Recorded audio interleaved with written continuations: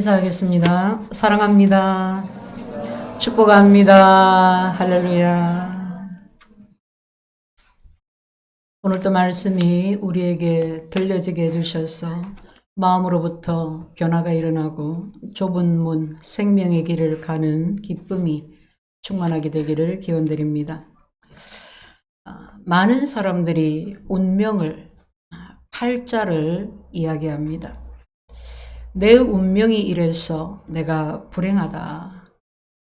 자신이 불행한 것을 운명 때문이라고 운명 탓을 합니다.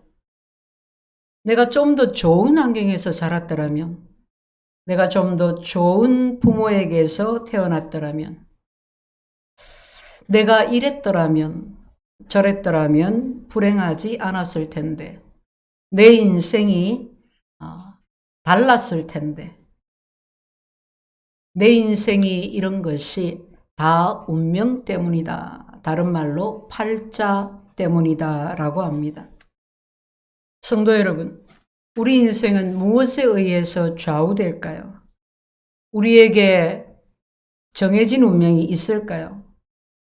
우리는 타고난 운명대로 사는 걸까요? 아니면 처한 환경에 따라서 우리 인생이 좌우되는 걸까요?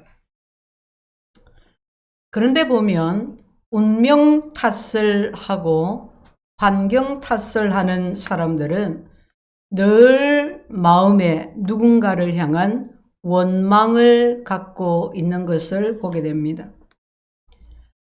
그런 운명을 타고나게 한 하늘을 원망하고 그런 불행한, 그런 박복한 인생이 되게 한 부모를 원망합니다. 마음에 원망이 가득한 것입니다. 정말 그들의 불행은 그들의 운명 때문에, 그들이 처해 있던 환경 때문에였을까요? 자세히 그 삶을 들여다보니 그것은 전혀 맞지가 않습니다. 아닙니다.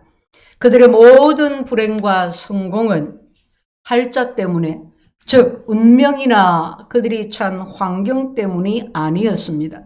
그것은 그들의 선택에서 비롯된 것이었습니다. 인생은 B와 D 사이에 C다라는 말이 있습니다. 영어로 B는 birth, 탄생을 말합니다. D는 death, 죽음을 말합니다. C는 choice, 선택을 말합니다. 사람이 태어나서 죽을 때까지 그 사이에 선택이 있다는 말입니다. 그 사이에 날마다 선택을 하면서 살아간다는 말입니다. 그 선택이 자기 인생을 만든다는 말입니다. 성경은 온통 선택에 관한 이야기로 가득합니다. 아담과 하와는 하나님의 말씀에 불순종하기를 선택했습니다. 에덴 동산의 환경이 나빠서 그들의 삶이 저주받은 것이 아닙니다. 같은 부모에게서 태어나서 같은 환경에서 자란 가인과 아벨 두 형제는 하나는 하나님이 받으시는 삶을 살았고 하나는 저주의 삶을 살았습니다. 그것은 그들이 각각 다른 선택을, 다른 결정을 했던 것뿐입니다. 세상이 얼마나 악한지 날마다 흉악한 범죄 소식을 듣습니다. 범죄를 소재로 한 영화나 드라마도 많습니다. 그런데 뉴스에서나 이렇게 붙잡힌 흉악범들을 보면 그들이 되게 뉘우치지를 않습니다. 그러니까 그걸 보는 일반 시민들이 굉장히 격분을 하게 되지요. 그들은 세상을 향해서 불특정 누군가를 향해서 원망을 쏟아냅니다. 심지어 아무 관련이 없는 피해자에게 죄책감도 갖지 않습니다. 자신이 무슨 옳은 일을 한 것인 것처럼, 심판을 한 것인 것처럼 말합니다.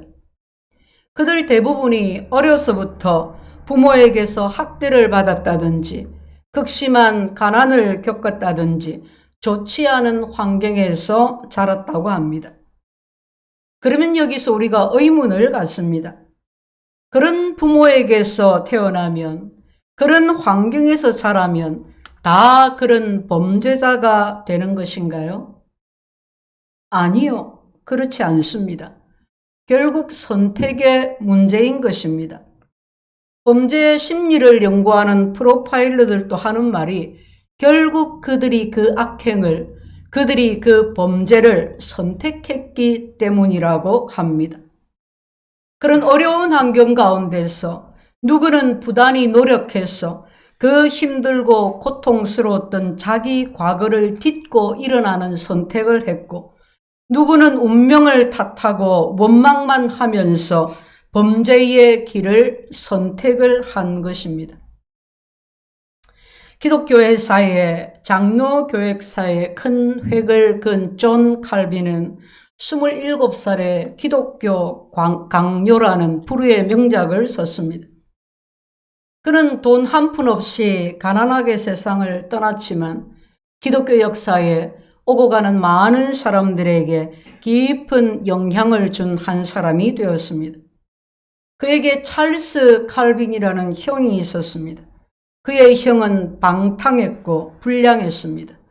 그렇게 비참한 인생을 살다 죽었습니다. 무엇이 그들의 인생을 갈라놓았을까요? 유전적인 어떤 요인 때문일까요? 부모, 교육, 주변 환경 때문에요? 아니요. 그들은 같은 부모에게서 났습니다. 같은 학교를 다녔습니다. 같은 환경에서 양육을 받고 자랐습니다.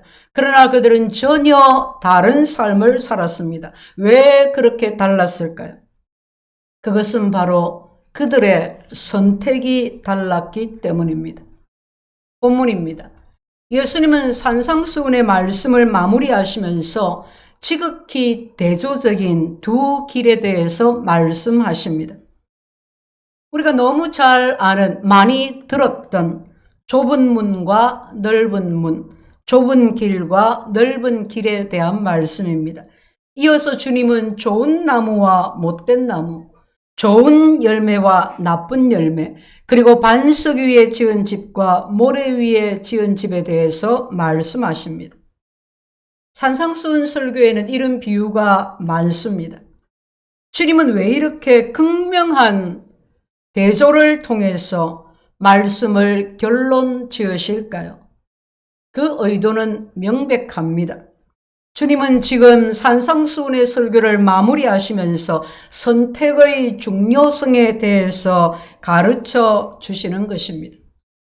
우리가 날마다 내리는 선택이 얼마나 중요한지, 적극적으로 선택하든지, 누군가에 의해서 따라서 선택을 하든지, 선택하지 않음으로 선택해서 살아가든지, 그 선택의 결과로 우리의 삶이 어떻게, 어떤 방향으로 가게 되는지를 강조하여 말씀하십니다.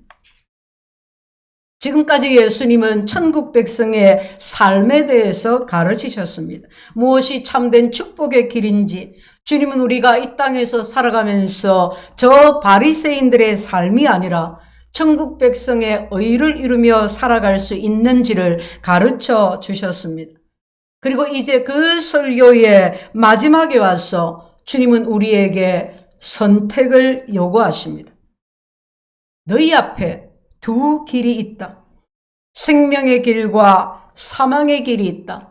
좁은 문과 넓은 문이 있다. 자, 이제 너희는 어떻게 할 것이냐? 너희는 어떤 선택을 할 것이냐? 산상수훈의 마지막, 산상수훈의 절정입니다. 주님이 말씀하십니다. 이제 공이 우리에게로 넘어왔습니다. 문제는 우리의 선택입니다. 성도 여러분, 여러분은 어떤 선택을 할 것입니까? 신앙은 언제나 선택을 수반합니다. 성경은 일관되게 이것을 증언하고 있습니다. 하나님의 사람 모세는 죽기 직전에 자기 목숨을 내놓기까지 사랑했던 동족 이스라엘 백성들을 모아놓고 고별 설교를 합니다. 신명기 30장 19절 20절 내가 오늘 하늘과 땅을 불러 너희에게 증거를 삼노라. 내가 생명과 사망과 복과 저주를 네 앞에 두었은즉 너와 네 자손이 살기 위하여 생명을 택하고 네 하나님 여호와를 사랑하고 그의 말씀을 청종하며 또 그를 의지하라. 그는 네 생명이시요 네 장수이시니 여호와께서 네 조상 아브라함과 이삭과 야곱에게 주리라고 맹세하신 땅에 네가 거주하리라. 모세는 그 백성들이 선택하도록 했습니다. 모세의 뒤를 이어서 여호수아가 백성의 지도자가 되어서 이스라엘 백성들을 이끌고 가나안에 들어갔습니다. 그리고 여호수아는 백성들 앞에 이와 같이 말합니다. 여호수아 24장 15절 말씀입니다. 만일 여호와를 섬기는 것이 너희에게 좋지 않게 보이거든 너희 조상들이 강 저쪽에서 섬기던 신들이든지 또는 너희가 거주하는 땅에 있는 아모리 족속의 신들이든지 너희가 섬길 자를 오늘 택하라. 오직 나와 내 집은 여호와를 섬기겠노라. 엘리야 선지자는 열왕기상 18장 21절에서 이와 같이 말합니다. 너희가 어느 때까지 둘 사이에서 머뭇머뭇하려느냐. 하나님과 바알신 사이에서 눈치 보면서 그 사이를 왔다 갔다 하고 있는 하나님과 세상 사이에서 교회와 세상 사이에서 눈치 보면서 갈등하고 있는 자들을 향해서 말입니다. 예수님은 오늘 같은 맥락으로 우리에게 말씀하십니다. 선택하라. 너희가 선택하라. 그 선택이 우리의 운명을 갈라놓을 것이라고 하십니다. 우리가 이 땅에 살아가면서 가장 중요한 것이 매일매일 우리가 하게 되는 선택이라고 하십니다. 그 선택이 우리의 운명을 바꿀 것입니다. 두 길이 있습니다. 좁은 문과 넓은 문, 좁은 길과 넓은 길. 예수님 당시에는 전쟁이 많았습니다. 부족 간의 전쟁도 있었고 나라 간의 전쟁도 있었고 그래서 늘 성벽을 쌓아두고 있었습니다. 그 성벽의 문 가운데에 어떤 문은 마차가 2대가 지나갈 만큼 굉장히 넓었고 이런 넓은 문이 예루살렘 성에 12개가 있었습니다. 적들로부터 또 여러 가지 이유로부터 좀 불안한 구석이 있어도 그래도 낮에는 그 문을 또 열어놓고 사람들이 들락거리고 장사도 하고 농사도 짓고 생계도 유지하고 그렇게 했습니다. 그런데 밤에는 어떻게 했을까요? 안전을 위해서 문을 굳게 닫았겠지요. 그런데 만약에 밤에 꼭 성 밖으로 나갈 일이 생기면 어떻게 했을까요? 그 큰 문을 다 열까요? 열어둘까요? 혹 전쟁을 하게 되면 몇 달이고 몇 년이고 그 문을 닫아두게 되는데 그러면 그럴 때 혹시 도망을 오거나 또는 위급한 일로 오고 가야 하는 그런 일이 생길 수 있는데 그러면 그것 때문에 그 큰 문을 열어야 할까요? 그렇게 되면 성 안에 있는 수많은 사람들이 위험해지지 않겠습니까?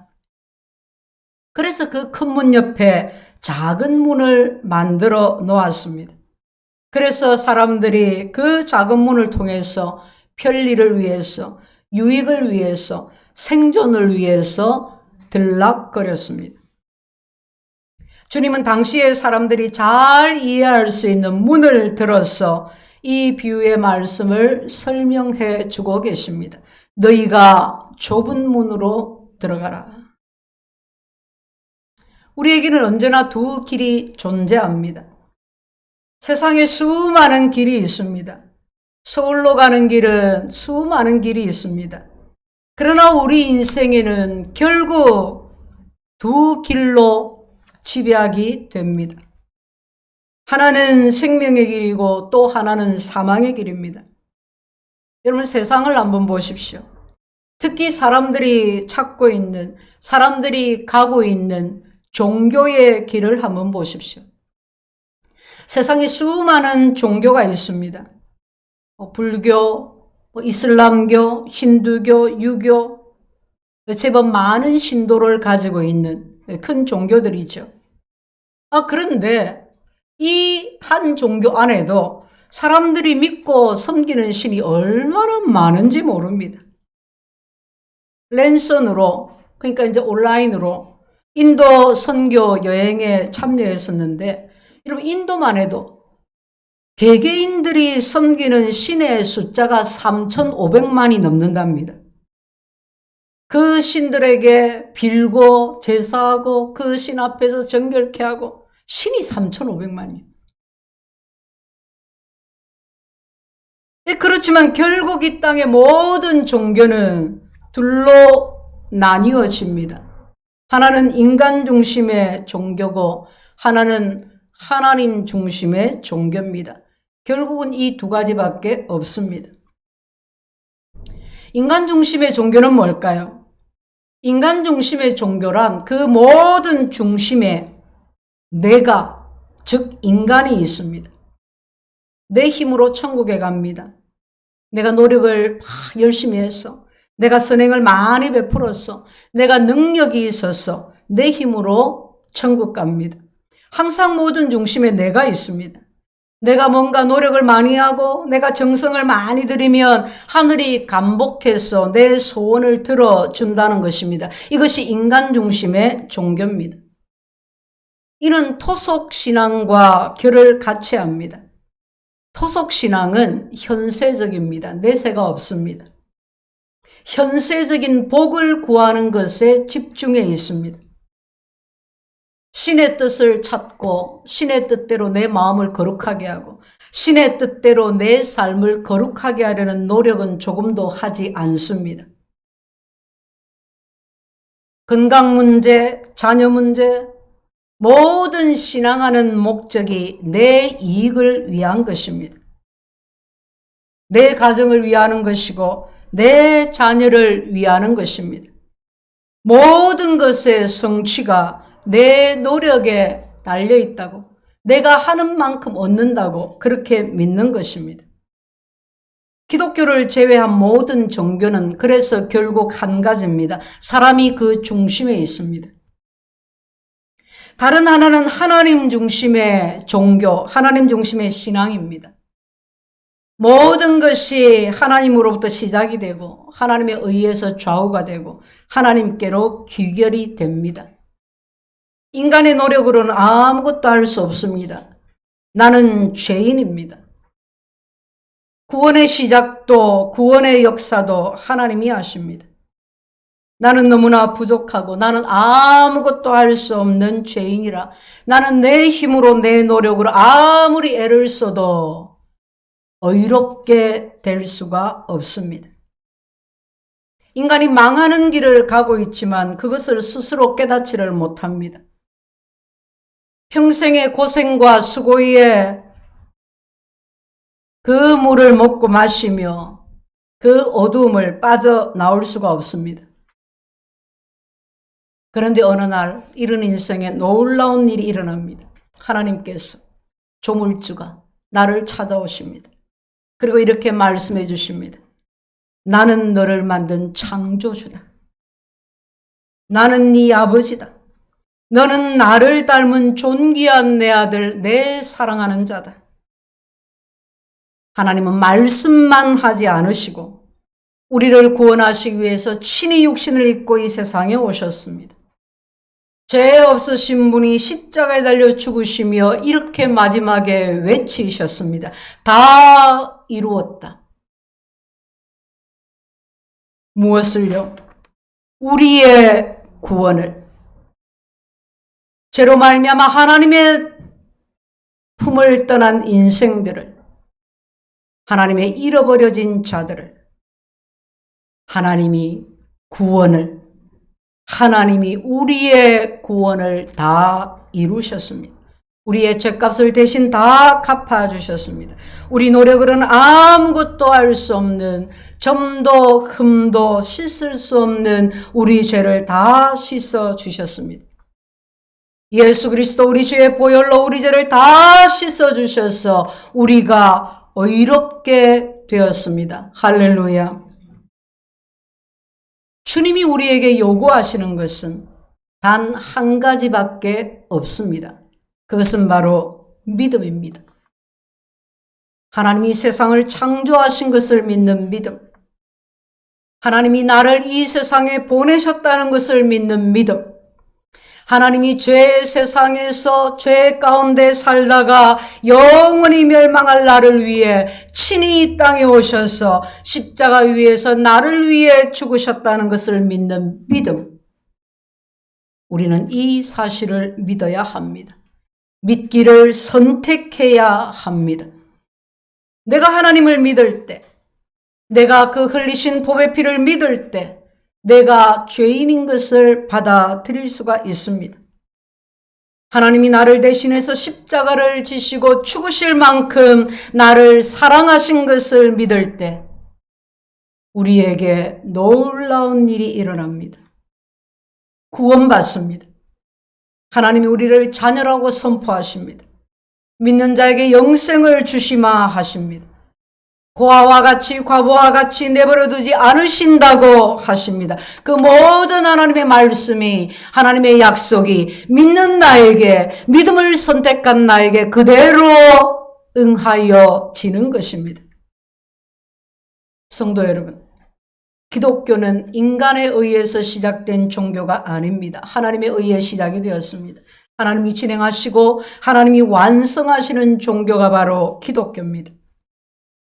종종 사람들이 이렇게 질문합니다.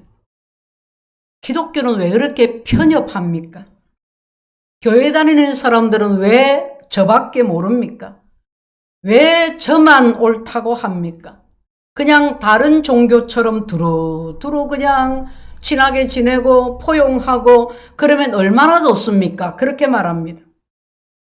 성탄절에 절에서 현수막을 내걸었습니다. 예수 탄생을 축하합니다. 성당에서 석가 탄신일에 현수막을 걸었습니다. 석가모니 탄일을 축하합니다. 그러니 교회도 그렇게 하면 얼마나 좋으냐고 합니다. 그러면 교회가 포용성이 있다, 융통성이 있다고 사람들이 좋아할 것 같습니다. 그런데 여러분, 우리는 그렇게 할 수가 없습니다. 왜 그렇습니까? 그 이유가 바로 오늘 본문에 있습니다. 세상에는 넓은 문이 있습니다. 그 문이 얼마나 넓은지 사람들 대부분이 그 문으로, 그 길로 갑니다. 다 그쪽으로 가니까 뭐 의심할 것도 없습니다. 좋은 게 좋은 거다 하면서 별 거부감도 없습니다. 그러나 주님이 말씀하십니다. 그 길은 사망의 길이다. 그런데 그 문과 다른 좁은 문이 있습니다. 그 문은 좁으니 불편합니다. 인기가 없습니다. 찾는 사람들이 없습니다. 그러나 주님이 말씀하십니다. 그 길의 마지막에 우리에게 꼭 필요한 생명이 있다고.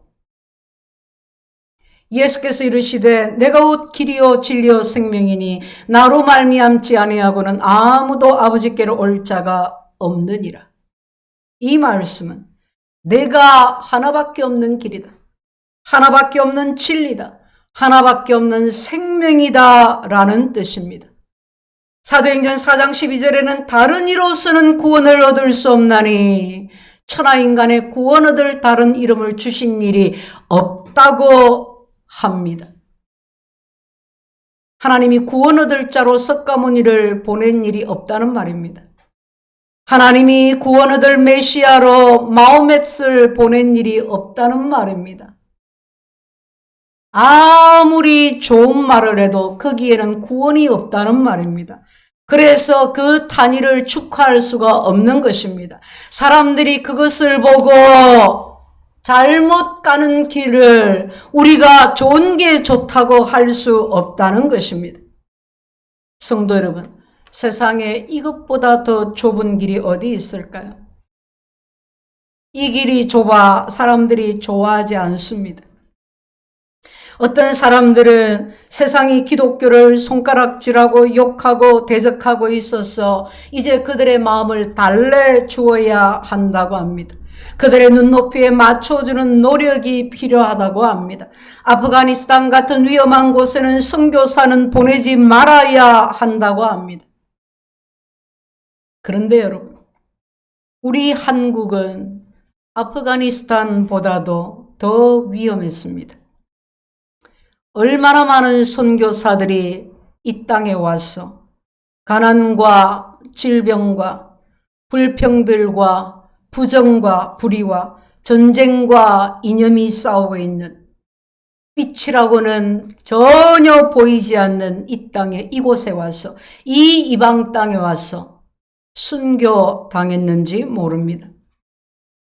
세상은 좁은 길을 좋아하지 않습니다. 세상은 한 번도 우리 기독교의 좁은 길을 환영해 주지 않았습니다. 그러나 주님이 말씀하십니다. 이 좁은 길 끝에 생명이 있다.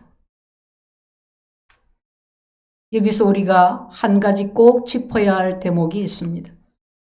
산상수훈의 말씀이 누구를 향한 말씀입니까? 산상수훈의 말씀은 믿지 않는 사람들, 세상을 향한 말씀이 아니라 바로 믿는 우리를 향한 말씀입니다. 좁은 문과 넓은 문이 세상에만 존재하는 것이 아니라 교회 안에도 존재합니다. 교회 안에 넓은 길을 가는 사람이 있고 좁은 길을 가는 사람이 있습니다. 교회 안에 많은 사람들이 넓은 길을 가고 있습니다. 교회에서조차도 좁은 길은 인기가 없습니다. 이것이 주의 말씀의 핵심입니다. 교회 안에서 넓은 길을 가는 사람들은 그렇다면 어떤 사람들일까요? 나 자신이 중심인 사람입니다. 하나님을 잘 믿고 신앙생활 잘하는 것처럼 보이지만 그 모든 중심에는 자기 자신이 자리하고 있습니다. 그 마음 가운데는 하나님과 하나님의 의가 없습니다. 하나님 나라가 없습니다. 내가 있습니다. 내 건강, 내 사업, 내 자녀, 내 성공이 자리하고 있습니다. 평소에는 괜찮다가 내가 중요하게 생각하는 그 문제가 어느 날 건드려지면 그때는 목사도 소용없고 교회도 소용이 없습니다. 중심에 내가 있는 사람은 진정으로 하나님 나라를 고민하지 않습니다. 내 안에 하나님의 의가 이루어지지 않는 것을 애통해 본 적도 없습니다. 건강 때문에, 사업 때문에, 자녀 문제로 하나님 앞에 나아가서 부르짖어 본 적은 있을지라도 내 안에 하나님의 의가 없구나. 내 안에 예수가 없구나. 그렇게 애통하며 울어본 적이 없습니다. 염려하며 고민해 본 적도 없습니다. 그저 하나님은 내 노력과 내 열심을 받으시고 하나님은 내가 원하는 것, 내가 하고자 하는 일을 도와주시기만 하면 됩니다. 나는 어떤 간섭도 원하지 않습니다. 오직 복받기 위해서 교회에 옵니다. 내 마음이 동하면 그때 가끔씩 봉사합니다. 주님은 오늘날 교회 안에 넓은 길, 쉬운 길로 가려는 사람이 많이 있다고 말씀하십니다. 그러면 우리는 좁은 길을 가야 하는 우리는 그 좁은 길은 어떤 길일까요? 지금까지 산상수훈을 통해서 주님이 가르쳐 주신 교훈을 창념해 봅시다. 적어도 그 길은 겉모습에 치중하지 않습니다. 직분을 계급처럼 여기지 않습니다. 마음에 하나님의 의를 이루어 갑니다. 내가 살인하지 않았기 때문에, 간음하지 않았기 때문에 내가 의롭다고 생각하지 않습니다. 다른 사람을 향한 멸시와 분노를 없애기 위해서 자기 죄를 보고 애통합니다.